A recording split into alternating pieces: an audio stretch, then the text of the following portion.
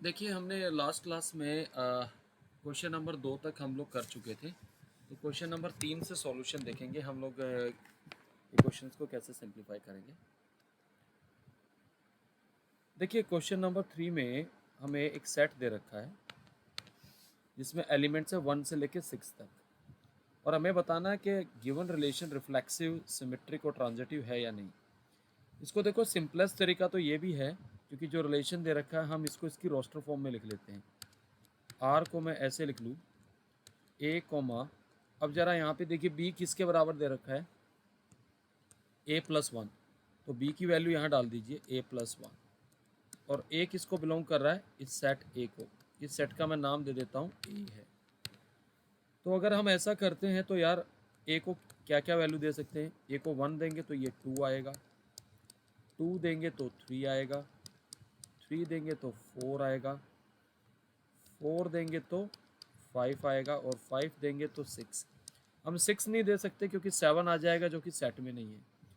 क्या इस रिलेशन को देख के आप इमीडिएटली बता सकते हैं? डेफिनेटली रिफ्लेक्सिव नहीं है। क्यों नहीं है रिफ्लेक्सिव? क्योंकि सारे सेल्फ पेयर्ड एलिमेंट्स नहीं है। इसमें 1,1 से लेके 2,2 से लेके 6,6 तक के कोई भी एलिमेंट नहीं है, तो ये रिफ्लेक्सिव नहीं है। क्या हम सिमेट्रिक के बारे में कुछ कह सकते हैं? सिमेट्रिक भी नहीं है। अगर आप ध्यान से देखें, 1,2 का अपोजिट पेयर दैट इज़ 2,1 भी इसमें नहीं है, 3,2 भी नहीं है, 4,3 भी नहीं है। So you can say that clearly it is not symmetric. So you can say that R is not symmetric. Reason क्या है सिमेट्रिक ना होने का? क्योंकि आपने देख लिया कि 1,2 R में है बट 2,1 R में नहीं है। तो इनफैक्ट इनमें से किसी का भी अपोजिट पेयर इसमें नहीं है। There are so many examples. अगर मैं यहाँ बात करूँ ट्रांजिटिव की, तो ट्रांजिटिव है या नहीं उसका चेक हम कैसे करेंगे? मैं अंडरलाइन कर रहा हूँ जो एलिमेंट साफ साफ मुझे दिख रहे हैं। इन दो एलिमेंट्स को देखिए ज़रा ध्यान से। यहाँ पर अगर आप देखें 1,2 है और 2,3 है, तो इन दोनों से मिलके 1,3 इसमें आना चाहिए, बट वो आर में नहीं है, तो clearly R is not transitive. Similarly अगर आप कोई चाहता तो आप इन दो पेयर को भी उठा सकते थे। यहाँ से 2,4 भी आर में नहीं है, इन दो को भी उठा सकते थे, तो यहाँ से आप देखेंगे 3,5 भी आर में नहीं है। तो यू कैन इजीली सी, तो there are so many counter examples, so R is not transitive, R is not transitive. तो आपके बहुत सारे काउंटर एग्जाम्पल मिल रहे हैं। एक काउंटर एग्जाम्पल सफिशियंट है, 1,2 आर में है एंड 2,3 भी आर में है, बट 1,3 आर में नहीं है। तो इनफैक्ट ना ये रिफ्लेक्सिव है, ना सिमेट्रिक है, और ना ही ट्रांजिटिव है। Okay, this is all about the question number 3। Question number 4 के बारे में देखिए क्या कहेंगे। क्वेश्चन नंबर 4 जो है, एक रिलेशन दे रखा है आर, इसमें वो सारे ए कोमा बी हैं such that A is less than और इक्वल्स टू बी। और कहाँ डिफाइंड है ये? On real numbers, on real numbers. तो हमें चेक करना है क्या ये रिफ्लेक्सिव, सिमेट्रिक, ट्रांजिटिव में से कौन सा है। रिफ्लेक्सिव तो डेफिनेटली होगा। क्यों होगा रिफ्लेक्सिव? अगर कोई भी सेम दो एलिमेंट्स लेंगे A comma A belongs to R, तो we can always conclude A is less than और equal to A, and this is true for all A belongs to the real numbers. इन सब के लिए ये valid है।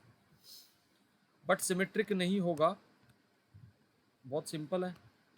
आप एक बात बताइए, 1 is less than equal to 2 but 2 is not less than और इक्वल्स टू 1।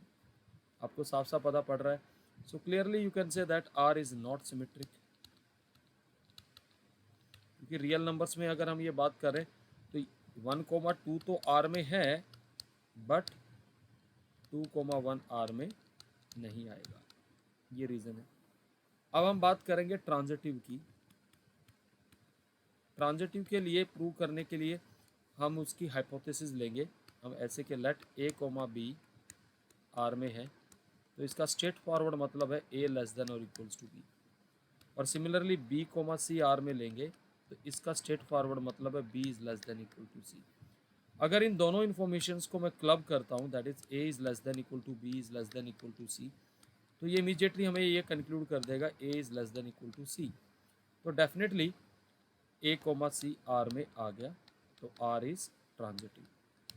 तो हमने क्या देखा, ये जो रिलेशन है रिफ्लेक्सिव और ट्रांजिटिव है बट सिमेट्रिक नहीं है। क्या ये सबको दोनों क्वेश्चंस का सॉल्यूशन क्लियर हुआ? Please raise your hand. Okay, good. चलिए अब देखिए फिफ्थ क्वेश्चन देखिए। फिफ्थ क्वेश्चन में हम कैसे करेंगे, just try to understand it. हमें चेक करना है कि जो गिवन रिलेशन है वो रिफ्लेक्सिव, सिमेट्रिक और ट्रांजिटिव है या नहीं। तो देखिए फिफ्थ क्वेश्चन में हमें क्या दे रखा है, आर ऐसे दे रखा है, इसमें वो सारे ए कोमा बी हैं सच दैट जो पहला कोऑर्डिनेट है वो दूसरे कोऑर्डिनेट के क्यूब से लेस है। और कहाँ ये डिफाइंड है, ऑन रियल नंबर्स। तो यार एक बात बताओ, अगर रियल नंबर्स में तो फ्रैक्शन में भी आएंगे, रैशनल नंबर भी होंगे, इरेशनल नंबर्स भी होंगे। अगर मैं रिफ्लेक्सिव की बात करूँ तो क्या सॉरी रिफ्लेक्सिव होगा? देखिए कैसे चेक करेंगे। मुझे ये बताओ, क्या 1/2 कोमा 1/2 इसमें आर में होगा? मैं कह रहा हूँ does not belongs to R. Reason क्या है? क्या 1/2 अपने क्यूब से कम हो सकता है? नहीं, ये ट्रू नहीं है, तो इसका मतलब रिफ्लेक्सिव तो ये हुआ नहीं। क्लियर है ये वाली बात भाई? हाँ जी, are is not reflexive.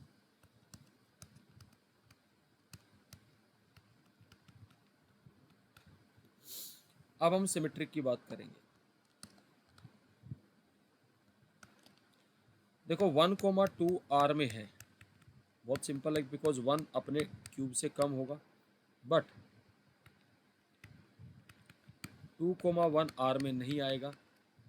Reason, 2 कभी भी 1 क्यूब से छोटा नहीं हो सकता, तो definitely R is not symmetric.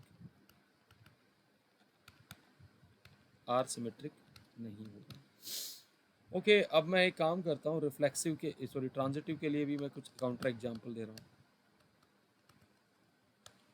देखिए एग्जाम्पल तब देना है कि जब कॉन्ट्राडिक्शन मिल रहा हो। हमेशा एग्जाम्पल से प्रूव नहीं करना, कोई प्रूव करना है तो उसका जनरल प्रूफ देना पड़ेगा। ओके, नाउ सी 3,3/2, क्या ये आर को बिलोंग करता है? Yes, because 3 is less than और इक्वल टू 27/8। होगा क्या भाई या नहीं होगा? हाँ जी, प्लीज रिप्लाई करिए भाई। बिल्कुल ठीक है। ओके, एंड सिमिलरली मुझे बताइए 3/2 कोमा 4/3, क्या ये आर को बिलोंग करता है? क्या 3/2 लेस देन और इक्वल टू 4 का क्यूब कितना आएगा? 64/27। क्या इससे कम आएगा भाई? बोलो जी। बिल्कुल सही है ये भी। बट अगर आप यहाँ से देखें 3,4/3, क्या 3 64/27 से कम होगा भाई? नहीं, ये ट्रू नहीं है, तो does not belongs to R. तो R is not transitive. R is not transitive. इसको कई और भी तरीके में ऐसे भी कर सकता था, जर्नल प्रूफ भी दे सकता था। मैंने ऐसे ले लिया ए कोमा बी आर में है, तो मैं यहाँ से सीधा कह देता ए इज लेस देन और इक्वल टू बी क्यू, और मैं ले लेता B comma C belongs to R. Then I would have said like this, that is B is less than equal to C cube. Now see, अब मैं यहाँ पर cubing करता तो क्या आता? B cube less than equal to C raised power 6। And please try to understand that मैं यहाँ पे ए बी सी को अभी पॉजिटिव रियल नंबर्स ले रहा हूँ, जिससे इनइक्वालिटी में फ़र्क नहीं पड़ेगा। नाउ ए जो है हमारा बी क्यूब से कम है, और बी क्यूब किससे कम है? सी रेज़्ड पावर 6। तो बेसिकली ए कम आ गया सी रेज़्ड पावर 6 से, लेकिन हमें क्या दिखाना था? क्यूब से। तो definitely R is not transitive. क्या सबको ये सॉल्यूशन क्लियर हुए भाई? रिप्लाई करिए। हाँ जी, please reply. Is it clear भाई? ओके, तो एक अच्छा एग्जाम्पल है ये, ऐसा क्वेश्चन पूछा जा सकता है अब देखिए आपकी स्क्रीन पे क्वेश्चन नंबर 6 आपको नज़र आ रहा होगा। ये जो रिलेशन है किस सेट पे डिफाइन है? 1 2 सर 3। हाँ, नहीं आ रहा सर नजर। क्या नज़र नहीं आ रहा? स्क्रीन। यार स्क्रीन बाकी सबको भी नहीं आ रही भाई, मुझे बताओ। हाँ जी, सबको विजिबल है या नहीं है स्क्रीन? रिप्लाई करिए। आ रही है सर। क्या आ रही है स्क्रीन? सबको आ रही है भाई, तो इसका मतलब आपको इसलिए नहीं आ रही है, आपका इंटरनेट या तो स्लोअर साइड है, या तो एक बार दोबारा रीज्वाइन करो, ठीक है, लीव करके, तो आ जाएगी नज़र। ओके,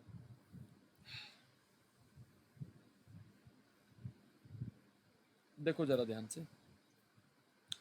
सेट में 3 एलिमेंट है 1 2 3, और रिलेशन दे दिया 1 2 2 1, तो डेफिनेटली रिफ्लेक्सिव तो होगा नहीं। क्या कारण है रिफ्लेक्सिव ना होने के? क्योंकि इसके अंदर 1 1 2 2 और 3 3 नहीं है। ओके, क्या ये सिमेट्रिक है? यस, 1 2 और 2 1 है तो सिमेट्रिक तो डेफिनेटली है। ट्रांजिटिव क्यों नहीं है? क्योंकि 1 2 और 2 1 है, तो इन दोनों को मिला के एक पेयर आना चाहिए था 1 1, जो कि आर में नहीं है। तो therefore this relation is not reflexive, not transitive, but it is symmetric only. I hope clear भी हो गया होगा, सिंपल एलिमेंट्री एग्जाम्पल। अब 7th क्वेश्चन देखिए, ये क्या बता रहा है। ये आपको कह रहा है कि show that relation R in the set A of all the books in a library of a college. Basically set क्या ले लिया, लाइब्रेरी की सारी बुक्स को एक सेट ले लिया, और उस पर रिलेशन ऐसे डिफाइन किया, इसमें वो सारी एक्स और वाई, एक्स और वाई क्या बुक्स है, और ऐसी बुक्स ली हैं एक्स और वाई जिनमें सेम नंबर ऑफ पेजेस हैं। तो हमें प्रूव करना है कि ये जो रिलेशन है इक्विवेलेंस रिलेशन है। डेफिनेटली होगा इक्विवेलेंस रिलेशन। सिंपल है, ज़रा देखिए कैसे करेंगे, लॉजिक समझ लीजिएगा। ऐसे क्वेश्चन को कैसे हैंडल करते हो वो देखिए। रिलेशन आर ऐसे दे रखा है, इसमें वो सारे एक्स और वाई, एक्स और वाई क्या है यहाँ पे? किताबें यानी books, that is x and Y have same number of pages. तो यार मुझे रिफ्लेक्सिव प्रूव करना है, तो मुझे क्या करना पड़ेगा रिफ्लेक्सिव के लिए? I should write X comma X R में आना चाहिए। तो अब यार एक्स और एक्स तो सेम बुक है, तो definitely we can write X and X have same number of pages, number of pages. ये तो हमेशा ट्रू होगा भाई, एक बुक है और सेम बुक है तो definitely same number of pages होंगे। सो आर इज रिफ्लेक्सिव। सिमेट्रिक भी बट ऑब्वियस होगा यार, अगर बुक एक्स और वाई में सेम नंबर ऑफ पेजेस हैं तो वाई और एक्स में भी सेम नंबर ऑफ पेजेस होंगे। अगर मैं ऐसा लिख रहा हूँ X comma Y belongs to R, तो यहाँ से मैं लिखूंगा book X and Y have same number of pages.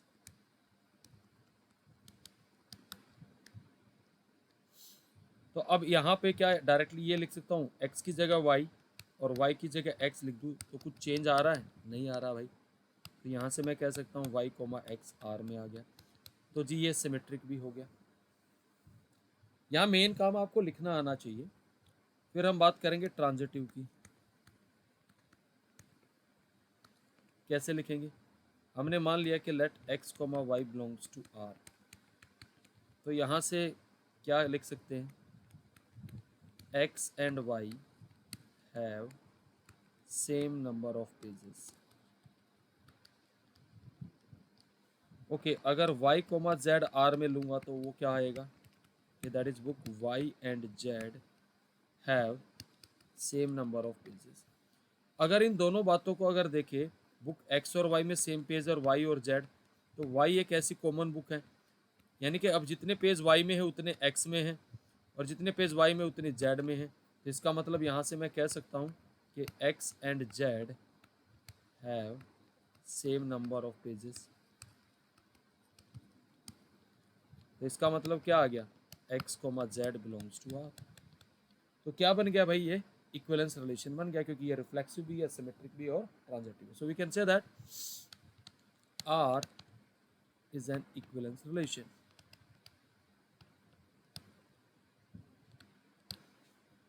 ये सबको क्लियर हुआ भाई solution? Please raise your hand.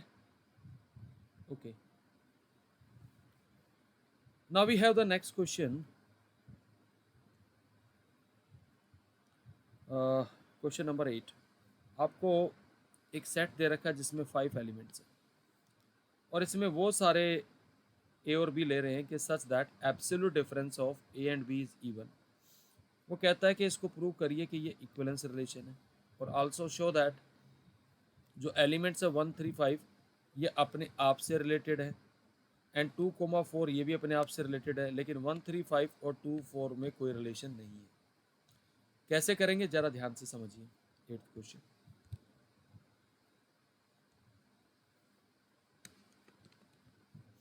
आपको सेट दे रखा ए जिसमें एलिमेंट्स है 1 2 3 4 5 और रिलेशन आर को ऐसे डिफाइन कर रखा है, इसमें वो सारे ए और बी हैं such that mod A minus B is even. देखिए यार, यहाँ अगर मैं इसको if I start writing on the basis of roster form तो बहुत इजी है. देखिए कैसे लिखेंगे. क्या 1,1 आएगा? हाँ जी आएगा. अब कोई सर कैसे? क्योंकि difference of 1 minus 1 is 0 and 0 is a multiple of every number. Okay, अब 1 का और किसके साथ डिफरेंस लेके इवन आए तो हम लिखेंगे 1,3. ठीक है जी, हो गया. और किसके साथ आएगा? 1,5. ओके, अब हम 2 से स्टार्ट करते हैं तो 2,2 भी आएगा, डेफिनेटली आएगा. 2,4 भी आएगा, बिल्कुल आएगा. Okay, now next start with 3. 3,1 भी आएगा, 3,3 भी आएगा and what next? Please tell me. क्या 3,5 भी आएगा? यस, इनका भी डिफरेंस आएगा. ओके, ये भी आ जाएगा. Okay, now next start with 4. 4,2 then 4,4 ये भी आ जाएगा. Now next start with 5. Will have 5,1. इनका डिफरेंस भी इवन है. 5,3 भी आएगा एंड 5,5 भी आएगा. अब जरा इस सेट को जरा ध्यान से देखिएगा. अगर मैं यहाँ पे रिफ्लेक्सिव की बात करूँ तो सारे सेम पेयर आने चाहिए. देखो मैं अंडरलाइन कर रहा हूँ. 1,1 भी है, 2,2 भी है, 3,3 भी है, 4,4 भी और 5,5 भी. तो रिफ्लेक्सिव भी हो गया है, साफ साफ दिख रहा है मैंने जो अंडरलाइन किया. अब अगर मैं कहूँ कि यार सिमेट्रिक चेक करना तो देखिए सिमेट्रिक चेक कराते हैं. 1,3 नज़र आ रहा है तो 3,1 भी देखो ये रहा. 1,5 नज़र आ रहा है तो 5,1 भी देखो ये रहा. 2,4 है तो 4,2 भी है. देन 3,5 है तो 5,3 भी. तो देखो जी सिमेट्रिक भी हो गया. अब आप कहोगे ट्रांजिटिव चेक करना है तो उसका तरीका भी बता देते हैं. I am using here different colour. 1,3 ले लीजिए. अब ये देखिए नेक्स्ट पेयर 3 किसके साथ अटैच है? जहाँ जहाँ 3 है पहला कोऑर्डिनेट उनको मार्क कर लीजिए. देखिए इसको मार्क कर लिया, इसको मार्क कर लिया और कहाँ है? इसको भी मार्क कर लिया. अब अगर मैं इन दोनों की पेयरिंग करता हूँ तो क्या आएगा? 1,1 जो कि ये रहा. और अगर मैं इन दोनों की पेयरिंग करता हूँ तो 1,3 आएगा जो कि है. और अगर मैं इसकी और इसकी पेयरिंग करता हूँ 1,3 और 3,5 की तो 1,5 आना चाहिए. तो 1,5 ये रहा ऑलरेडी है. तो सी बड़ी आसानी से ये हो रहा. लेकिन ये रोस्टर फॉर्म तो दिख गया, लेकिन अगर ये इसमें सेट में ज़्यादा एलिमेंट होते तो इसको लिखा कैसे जाता वो ज़रा समझिएगा. लिखने का स्टाइल समझ लीजिएगा भाई कैसे लिखना है. देखिए रिफ्लेक्सिव कैसे लिखेंगे.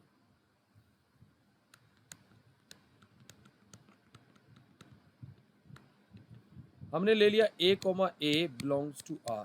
तो इसका मतलब आना चाहिए this will imply mod a minus A. कितना आएगा भाई इसका difference?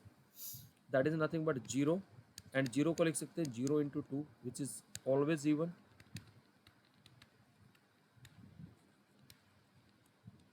So hence r is reflexive. Hence r is reflexive. अब हम बात करेंगे सिमेट्रिक की.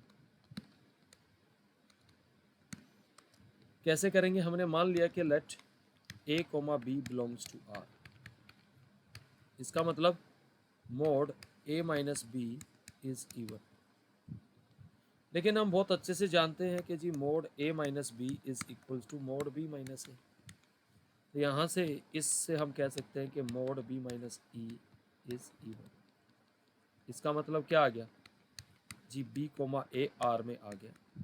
ये बात सिद्ध हो गई। तो ये सिमेट्रिक भी हो गया। So we can write hence r is symmetric, hence r is symmetric. Now next comes transitive. कैसे लिखेंगे? Will start like this, let a comma b belongs to r। यार इसका क्या मतलब है? Mod a minus B is even. कोई number even कब होगा?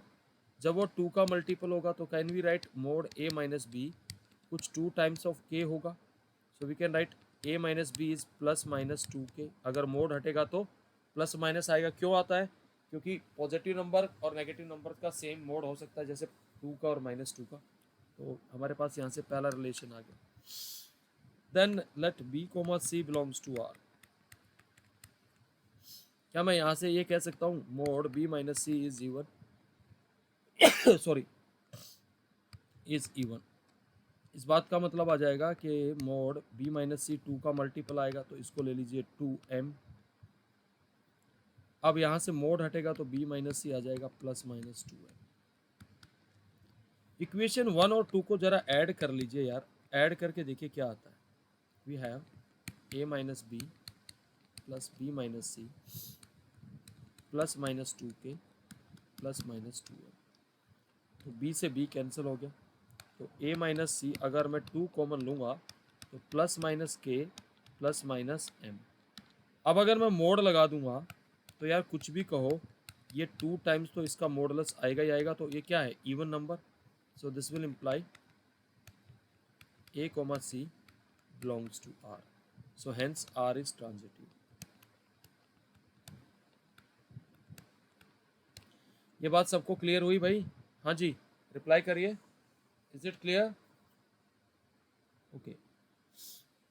अब इस क्वेश्चन में एक बात और इन्होंने क्या रखी है, देखिए जो सेट है उसने इसमें एडिशनल पार्ट है क्वेश्चन का। उसने कहा कि ये जो एलिमेंट्स है 1 3 5, वो कहता है they are related to each other.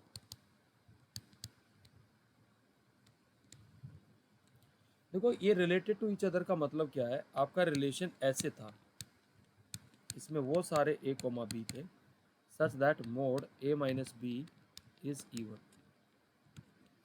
तो यार रिलेटेड टू ईच अदर का मतलब क्या हुआ कि 1 1 से भी रिलेट करेगा, 1 3 से भी करेगा। देखो इस टाइप से बात करेंगे, 1 1 से भी रिलेट होना चाहिए, 1 3 से भी होना चाहिए, 1 5 से भी होना चाहिए। तो जी फिर 3 1 से भी होना चाहिए और 3 3 से भी रिलेट करना चाहिए और 3 5 से भी करना चाहिए। देन 5 1 से भी रिलेट करना चाहिए और 5 3 से भी करना चाहिए और 5 5 से भी करेगा। जरा बताइए 1 और 1 का डिफरेंस क्या आएगा? 0, जो कि इवन है। What is the modulus of 1 minus 3? देखिए वो भी इवन है। What is modulus of 1 minus 5? देखिए जी वो भी इवन है, 4। तो अगर आप देखेंगे यहाँ बेसिकली 2 ओड नंबर का डिफरेंस हमेशा इवन आएगा, ये लॉजिक है। तो इसलिए ये सारे एलिमेंट्स आपस में रिलेट करेंगे। ये बात सबको क्लियर है भाई? Please reply. देखिए 2 आ रहा है। तो यहाँ पे जो रिलेशन है मेन भूमिका उसकी है कि उसको आपको चेक करना है, उसके बेसिस पे आपको रिप्लाई करना है। तो सिमिलरली मोड 3 माइनस 5 वो भी भाई 2 आएगा, इवन नंबर आ रहा है। मोड 5 माइनस 1 देखिए वो भी 4 आ रहा है, ये भी देखिए 2 आ रहा है। और मोड 5 माइनस 5 देखिए 0 आ रहा, इवन नंबर। तो ये सारे एलिमेंट अपने आप से सेल्फ रिलेटेड हो गए। फिर इसी ने साफ साफ यहाँ पर एक और लिखा है कि जो एलिमेंट्स हैं 2 4 they are also related to each other, related to each other आएंगे ही आएंगे। 2 इवन नंबर का डिफरेंस हमेशा इवन आएगा। क्यों आएगा? देखिए 2 2 भी आएगा आर में। क्यों आएगा जी? क्योंकि मोड 2 माइनस 2 कितना आएगा? 0, इवन नंबर है। 2 4 भी आएगा और 4 2 भी आएगा और 4 4 भी आएगा। इन सब के डिफरेंस इवन आएंगे। तो ये बात सबको अच्छे से क्लियर होगी। बट अब उसने कहा कि अगर ये एलिमेंट्स ले ले 1 3 5 ये इससे रिलेटेड नहीं करेंगे 2 और 4 से, वो डेफिनेटली नहीं करेंगे। एक ओड और एक इवन नंबर का डिफरेंस ओड होगा तो डेफिनेटली 1,2 आर में नहीं आएगा, 1,4 भी आर में नहीं आएगा। ये आप वैसे भी वेरीफाई कर सकते हैं। जब हमने यहाँ पर रोस्टर फॉर्म लिखा था, देखिए यहाँ जो पेयरिंग है या तो 2 इवन नंबर है साथ में पेयर्ड में, या एक या दोनों ओड है, लेकिन एक इवन और एक ओड कहीं पे भी पेयरिंग में नहीं मिलेगा, आप देख लीजिए ध्यान से। तो यहाँ से भी ये चीज़ आप शो कर सकते हैं अगर करना चाहे तो क्वेश्चन को हर एंगल से अगर आप देखें तो अच्छा क्वेश्चन है और इसको ठीक से रिप्लाई करना आना चाहिए। तो we can say that clearly they are not related to each other, they are not related to each other.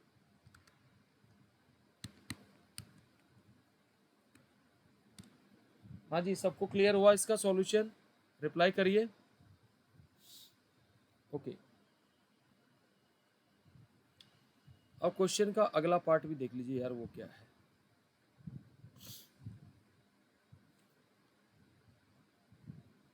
अगला क्वेश्चन है कि आपको क्वेश्चन नंबर 9 की बात करें। एक सेट ए दे रखा है जिसमें वो सारे इंटीजर्स हैं जो कि 0 से लेकर 12 तक के सारे इंटीजर्स आ जाएंगे, और हमें इनको इक्विवेलेंस रिलेशन प्रूव करना है, और हर एक केस में हमें वो सारे एलिमेंट निकालने हैं जो कि 1 के साथ रिलेट कर रहे हैं। तो इसका भी तरीका है, बताएंगे। देखिए ज़रा ध्यान से, अच्छा क्वेश्चन है, ये बोर्ड में आ चुका है और फिर भी पूछा जा सकता है। यहाँ क्या है, मोड a माइनस बी 4 का मल्टीपल है।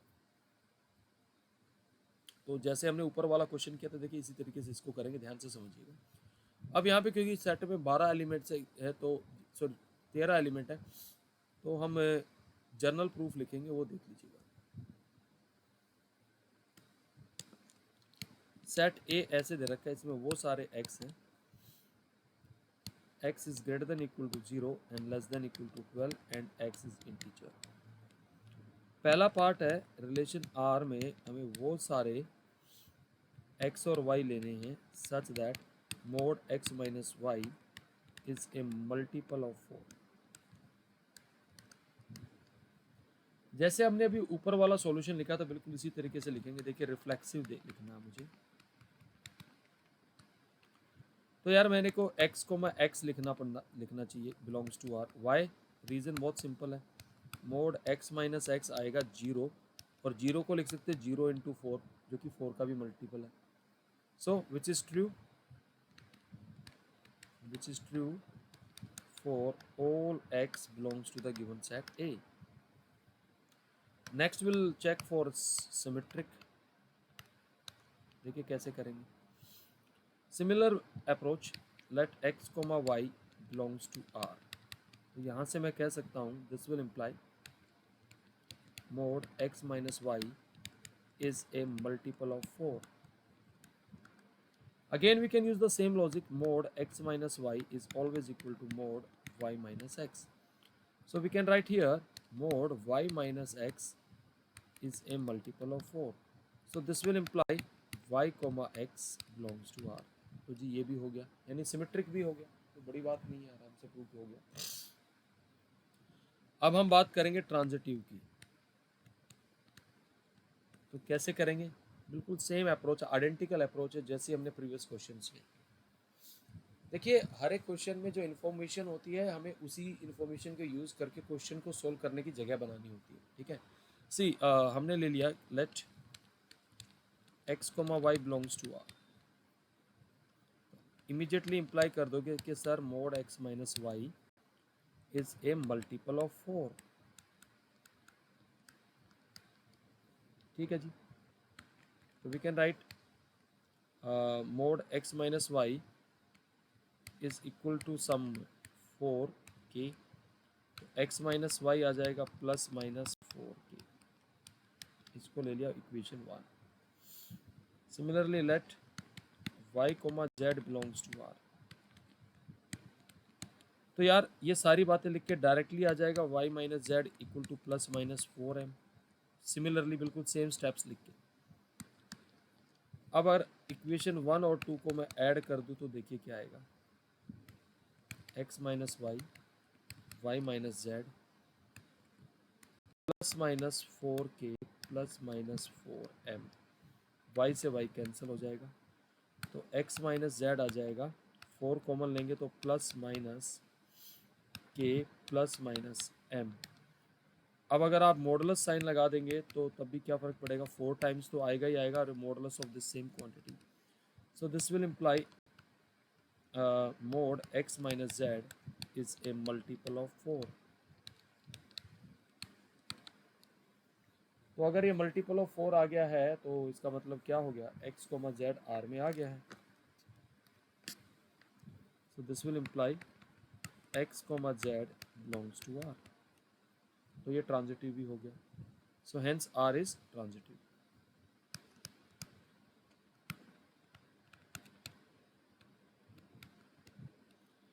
अब इसने कहा है कि हमें वो सारे एलिमेंट निकालने हैं इस सेट में जो कि 4 के साथ रिलेटेड है। अगर सेट ए हमारा ये है 0, 1, 2 से लेके 12 तक, तो यार अगर मुझे वो सारे एलिमेंट निकालने के 1 के साथ मुझे निकालने कौन से एलिमेंट, तो मैं कह रहा हूँ वो x ले लिया। अब ये मुझे x निकालने, ऐसे कितने पेयर हो सकते हैं जो 1 के साथ रिलेटेड है, यानी कि मोड 1 माइनस एक्स क्या आना चाहिए, 4 का मल्टीपल। अब बताओ क्या क्या आ सकता है, x 0 आएगा क्योंकि 1 माइनस सॉरी 1 आएगा, 0 नहीं आएगा। x को 1 लेंगे क्योंकि 1 माइनस 1 0 होगा, 0 सबका मल्टीपल होता है। और क्या आ सकता है भाई, ज़रा बताइए मुझे। 5 आएगा, रिप्लाई करिए भाई। हाँ जी, 1 के साथ 5 भी रिलेट करेगा, डेफिनेटली करेगा, क्योंकि 1 और 5 का डिफरेंस कितना आएगा। तो आई एम राइटिंग हियर 1, 1, 1, 5। और क्या आएगा भाई, 1 का और किसके साथ डिफरेंस 4 का मल्टीपल हो सकता है, ज़रा बताइए मुझे। 6 नहीं आएगा, 1, 9। और क्या आ सकता है इसके अलावा, 13 है नहीं। तो ये सारे एलिमेंट्स आ जाएंगे। ये बात क्लियर हो गई भाई सबको। हाँ जी, ये सारे एलिमेंट 1 के साथ रिलेटेड है। अब इसका क्वेश्चन का सेकंड पार्ट ये दे रखा है, रिलेशन आर ऐसे दे दिया, इसमें वो सारे a, b हैं such that a is equals to b। तो यार इसको भी हमें इक्विवेलेंस रिलेशन प्रूव करना है, तो हम पहले रिफ्लेक्सिव की बात लिखेंगे। कैसे लिखेंगे reflexive, a, belongs to r। Why, because a is equals to a। ये तो हमेशा होता ही होता है। Symmetric,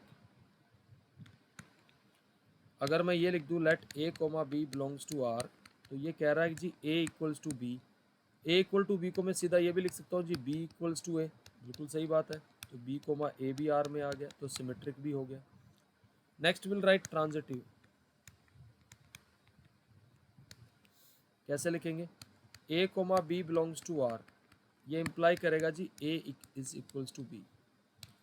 b, c belongs to r, ये इम्प्लाई करेगा जी b is equals to c। अब a equal to b, b equal to c से इम्प्लाई हो जाएगा a इक्वल टू c, तो this will imply a, c belongs to r। तो ये ट्रांजिटिव भी हो गया। अब इसमें भी 1 के साथ रिलेटेड एलिमेंट निकालने हैं। यार अगर 1 के साथ क्या रिलेट करेंगे, अगर 1 के साथ मुझे x को रिलेट करना, तो वो कैसे रिलेट होगा, इस रिलेशन के आधार पर x किसके बराबर आना चाहिए, 1। तो 1 के साथ खाली 1 ही रिलेट करेगा। ये बात क्लियर है भाई सबको। हाँ जी बेटा, रिप्लाई करिए। ओके चलिए यहीं तक ही रखते हैं, इससे आगे नहीं ले रहा हूँ। बाकी देखिए, अब आपको इस पूरे चैप्टर का एक बेस बन गया होगा और सबको ये भी समझ में आ गया होगा कि क्वेश्चंस को सोल्व करने की ट्रिक क्या है। सबको ट्रिक समझ में आई भाई, मुझे ये बताइए।